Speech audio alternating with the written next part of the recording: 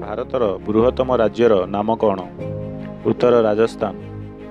ପ୍ରଶ୍ନ କେଉଁ ନଦୀ ଦକ୍ଷିଣର ଗଙ୍ଗା ରୂପେ ପରିଚିତ?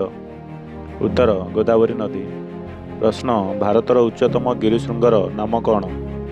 ଉତ୍ତର କାଞ୍ଚନଜଙ୍ଗା। ପ୍ରଶ୍ନ ଭାରତର ଦୀର୍ଘତମ ନଦୀର ନାମ କ'ଣ? ଉତ୍ତର ଗଙ୍ଗା ନଦୀ। ପ୍ରଶ୍ନ କେଉଁ ରାଜ୍ୟ ପଞ୍ଚନଦୀର ଭୂମି ରୂପେ ପରିଚିତ? ଉତ୍ତର ପଞ୍ଜାବ।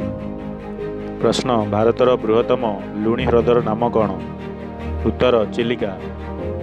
ପ୍ରଶ୍ନ ଭାରତର କ୍ଷୁଦ୍ରତମ ରାଜ୍ୟର ନାମ କ'ଣ? ଉତ୍ତର ଗୋଆ। ପ୍ରଶ୍ନ ବିହାରର ଦୁଃଖ କେଉଁ ନଦୀକୁ କୁହାଯାଏ? ଉତ୍ତର କୋଶି ନଦୀ। ପ୍ରଶ୍ନ ସୁନ୍ଦରବନ ତ୍ରିକୋଣଭୂମି କେଉଁ ନଦୀରେ ଅବସ୍ଥିତ? ଉତ୍ତର ଗଙ୍ଗା ନଦୀ।